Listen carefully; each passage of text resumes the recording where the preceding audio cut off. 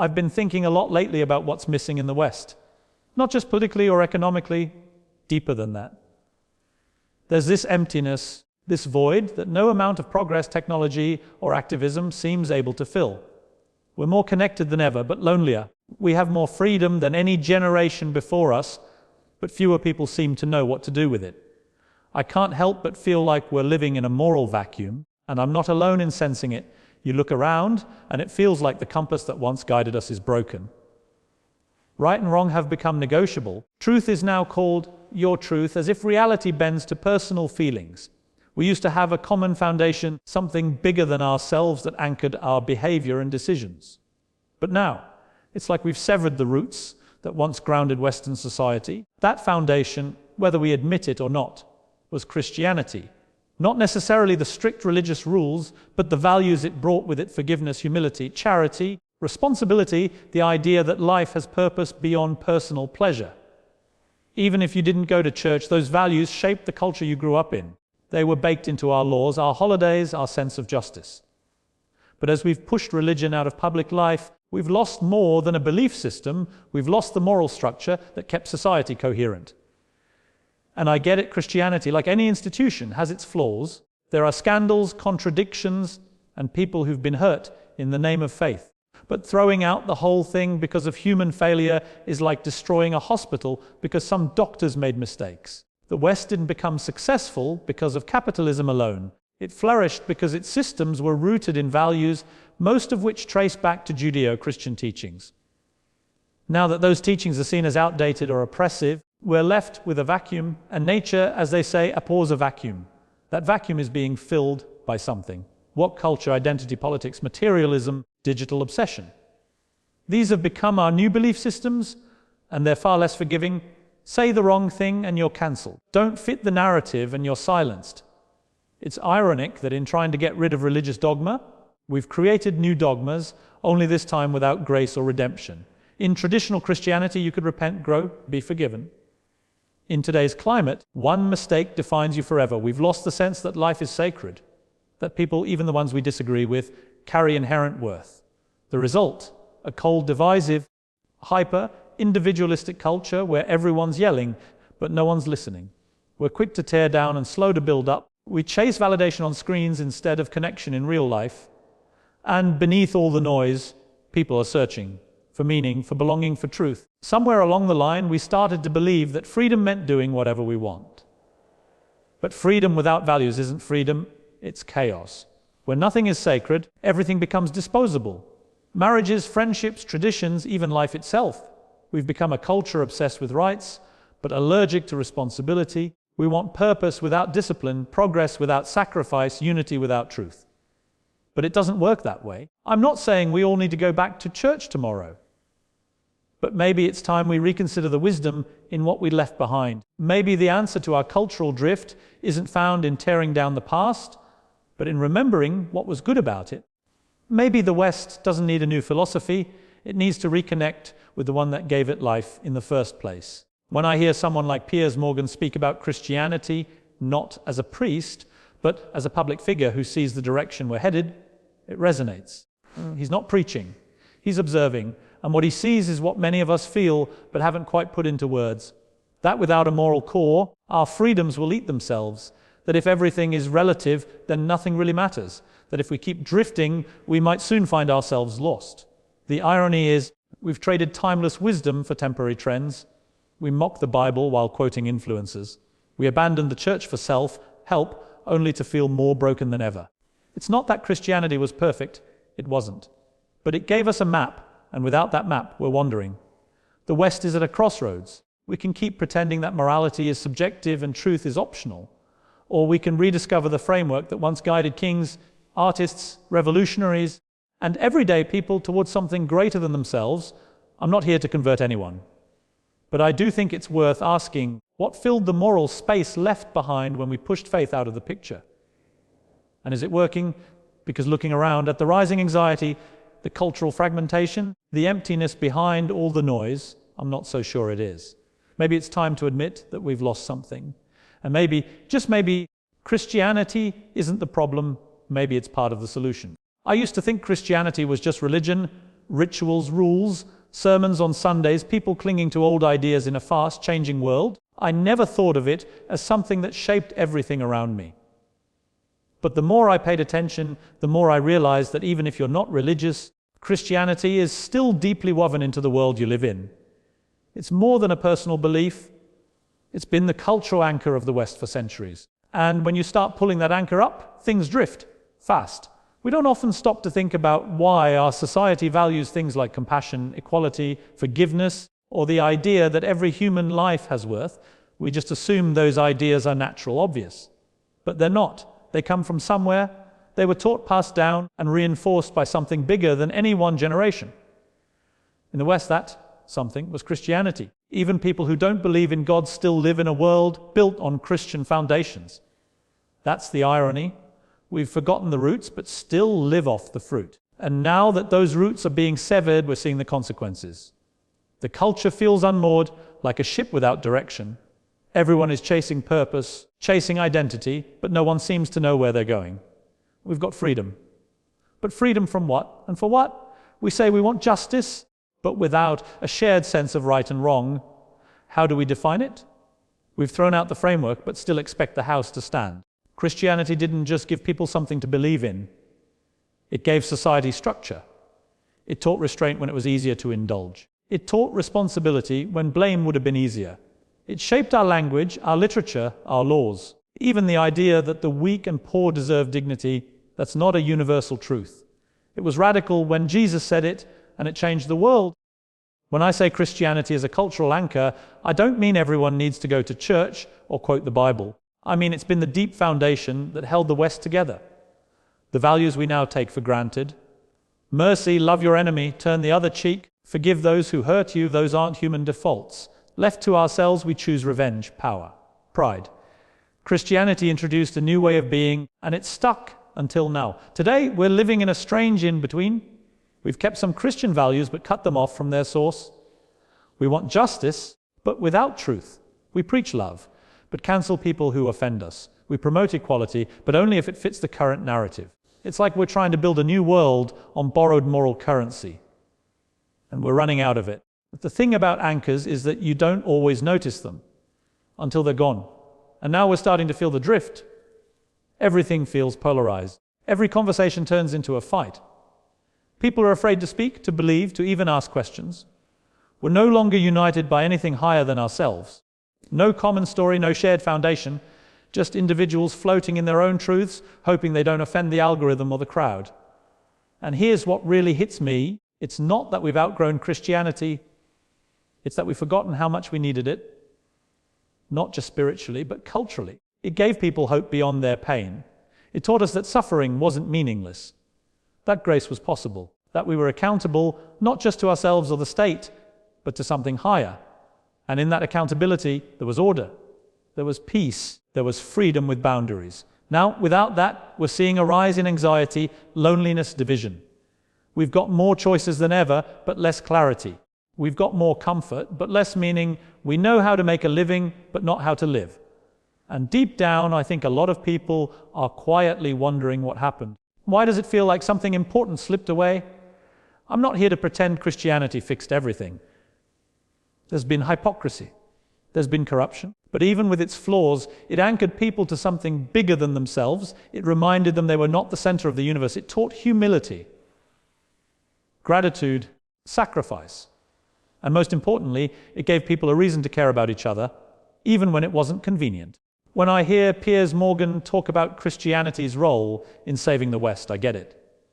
He's not saying religion should run the government or force beliefs on anyone. He's saying we're running on empty, and maybe we need to look back, not with blind nostalgia, but with honest reflection. What did Christianity provide that modern ideologies can't replicate? Why did it last so long? And what happens when we let it go? I don't have all the answers. But I know this, every culture is anchored in something. And if you pull up that anchor without choosing a better one, the current decides where you go. Right now, we're drifting fast. And unless we recognize the value of what we left behind, we might not like where we end up. Maybe Christianity isn't just a private faith. Maybe it's the cultural compass we didn't realize we lost until now. There was a time I believed the rise of secularism would bring more freedom, more progress, more reason. Less division, fewer wars, a smarter society. After all, religion had been the source of so many conflicts, right? So taking it out of the public space felt like the logical step forward. But I started noticing something strange. As we pushed religion out, things weren't getting better. They were getting colder, more chaotic, more confused, and in some ways more extreme. What I once thought was liberation started looking like something else entirely. Secularism wasn't just separating church and state anymore. It was replacing belief systems with a kind of new religion. Only this time, it didn't offer forgiveness, it didn't offer grace, and it certainly didn't tolerate dissent. See, the thing about removing faith from public life is that you don't end up with a neutral space. You just create a vacuum, and nature doesn't leave vacuums empty for long. Something always fills the void. What we've filled it with is a kind of secular dogma. Untouchable ideologies, moral certainties backed by outrage rather than reflection, and a new hierarchy of virtue built not on character but on slogans. The irony is, in trying to escape religious extremism, we've walked right into the arms of secular extremism. And it's just as rigid, maybe more. At least with traditional religion, there was the concept of redemption. You could fall, admit you were wrong, and find your way back. But in the secular space, one wrong opinion can follow you forever. There's no path to forgiveness, only exile. And that scares me, because when truth becomes relative but outrage is absolute, we lose any hope for dialogue. Everything becomes tribal. You're either right or you're cancelled. You're either part of the movement or you're the enemy. No space to think, to question, to explore nuance. Just noise. I started asking myself, how did we get here? How did we go from the promise of progress to this suffocating climate of fear and control? I think it started when we mistook being post-religious for being post-moral. We assumed that if we removed the sacred, people would naturally choose reason and kindness. But we forgot something essential. Humans don't run on logic alone. We crave meaning. We need identity. We want to believe in something bigger than ourselves. And if it's not God, it'll be something else. Politics, activism, the algorithm, fame, victimhood. We've seen all of these become objects of worship. Untouchable, unquestionable, surrounded by rituals and slogans and zealotry. Only now, the sermons come from influencers. The commandments come from trending hashtags. And the high priests are the ones with the most likes. What we've lost in this shift is humility. The secular space has no higher authority to appeal to. So we elevate ourselves, our feelings become facts, our desires become rights, our opinions become gospel. And when everyone sees themselves as their own moral compass, society stops being a community and starts becoming a collection of individuals shouting over each other. I miss when disagreement didn't mean destruction, when you could believe something deeply without being branded a threat. But today, simply saying you believe in objective truth is enough to get labeled a bigot. Imagine that truth, once a noble pursuit, now considered offensive. This isn't progress. This is fragility pretending to be power. A culture that silences dissent isn't strong. It's scared. It doesn't want to be challenged because it knows its foundations are weak. And when I look at the most aggressive forms of secular ideology, that's what I see. Fear disguises virtue. We were promised freedom, but we got surveillance, not from governments necessarily, but from each other. Every tweet, every post, every old comment ready to be weaponized. It's like we're walking through society with invisible landmines, never knowing when we'll step on the wrong word. That's not liberation. That's social tyranny. And here's the kicker. Most people feel this. They know something's off, but they're too afraid to say it, because questioning the new dogma makes you a heretic. And nobody wants to be the heretic, especially in a world where social death feels worse than being wrong. It's not that secularism is the problem. A healthy secularism, one that allows for diverse beliefs without enforcing any, is good. But what we have now isn't that. We've gone from freedom from religion to freedom only without religion. We've gone from tolerance to forced conformity. And the new high priests don't forgive, they screenshot, they shame, they destroy. I don't want to go backward, I do want theocracy. But I do want balance. I want a world where faith and doubt can coexist, where people can believe without being mocked and question without being punished, where truth matters more than popularity, and where disagreement leads to deeper understanding, not instant cancellation. We thought we were freeing ourselves by removing God from the public square, but maybe all we did was make ourselves gods.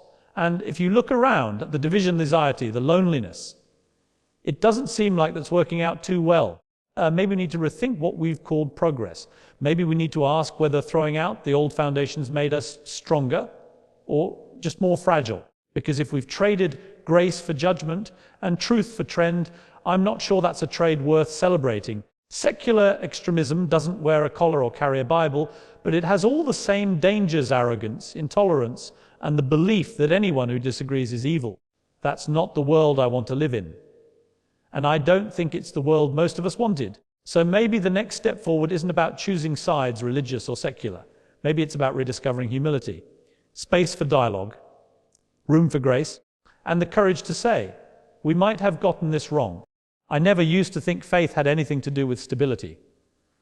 To me, it was a personal thing, something people clung to for comfort or tradition, or maybe out of fear. I thought society could move forward just fine without it. We had science, technology, human rights. What more did we need? But then everything started feeling unstable. You know what I mean? One day it was debates over truth. The next it was people getting cancelled for the smallest misstep. Families divided over opinions. Schools teaching values that clashed with everything parents believed. The culture shifted so fast, it felt like someone yanked the floor out from under us, and no one seemed to know where solid ground was anymore. That's when I started asking a harder question. What exactly have we built our lives on? Because it's easy to cheer for progress when things are calm. But when society gets shaken, politically, economically, morally, you realize just how much we relied on invisible foundations. The ones we stopped talking about, the ones we assumed would always be there. Foundations like faith, not just religious belief, but the values and worldview that faith carries, the sense that there's meaning beyond the moment, that people have purpose beyond productivity, that good and evil exist and we're responsible for choosing between them. For centuries, that foundation in the West came from Christianity. Whether or not you believed in God, the moral compass, the idea of dignity, forgiveness, accountability, sacrifice, was shaped by it. It gave direction. It offered structure. And it told us, even in our lowest moments, that there was something higher than ourselves worth aiming for. But then we started cutting that out. We didn't do it overnight. We did it slowly, quietly. We said religion was outdated. We said faith was a personal thing. We pushed it out of schools, out of public debates, out of the media. And what filled the space? Confusion, division, shallow outrage, anxiety. We were promised freedom, but what we got was chaos. Because without a shared framework, people don't know how to live together. Everyone becomes their own truth. Everyone becomes their own God. And when that happens, society doesn't evolve, it fragments. You can feel it. We're more connected digitally, but more isolated emotionally. We have endless choices, but no direction. We celebrate self-expression, but forget about self-control. And in all of that noise, people are quietly starving for meaning, for clarity, for peace. That's why I've come to believe we need to revive faith, not just for individuals, but for the culture. I'm not saying we force religion down people's throats. I'm not talking about mandatory prayer or theocracy. I'm talking about returning to the wisdom that built the house we're all living in, the moral and spiritual foundations that gave the West its strength. Because the truth is, when people have no faith, they look for substitutes. Politics becomes religion. Fame becomes salvation. Social media becomes the new church, complete with rituals, sermons, followers, and heretics. And yet none of these things offer real peace. They promise stability, but they're built on ever-changing sands. Faith, on the other hand, real faith, offers something that doesn't move when the world shakes. It teaches us to slow down in a world that's speeding up, to forgive when everything around us screams for revenge, to hope when despair seems more logical, to live with humility, not entitlement. That kind of faith doesn't just help individuals, it builds strong families, strong communities. It teaches people to value others, not just for what they produce, but for who they are. It calls men to be responsible, women to be honored, children to be protected, elders to be respected. We've lost a lot of that, and we're seeing the cost: broken homes, fatherlessness, depression at record highs, people numbing themselves with distraction because they can't find purpose. And we're still pretending the solution is more policies, more slogans, more likes. But maybe the solution is something ancient, something quiet, something sacred. Reviving faith doesn't mean going backward. It means grounding ourselves so we can move forward without falling apart. It means rediscovering the beauty in old truths, truths that shaped civilizations, ended slavery, sparked reform, and comforted millions in the darkest hours. Piers Morgan once said Christianity might be what saves the West. And at first, I thought that was a bold claim. But the more I see where we're headed, the more I think he's right. Because what else is going to hold us together when everything around us is pulling us apart? We don't need blind belief. We need anchored belief. Belief that says life has meaning, that truth matters, that love is stronger than hate, that you were made for more than survival, you were made for purpose. And no, reviving faith won't fix everything overnight. But it's a start. It's a shift in direction. It's an invitation to look up from the chaos and ask, is there more than this? Could we live with more depth, more intention, more hope?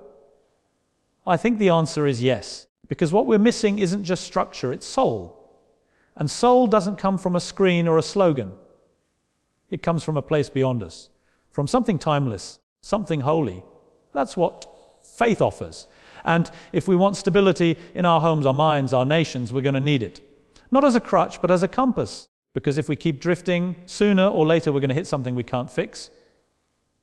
And when that day comes, I'd rather be grounded in something eternal than floating in a sea of opinions. So maybe it's time. Not for forced religion, not for blind tradition, but for a return to faith, to truth, to something solid. Because the world isn't getting any quieter, but your soul can.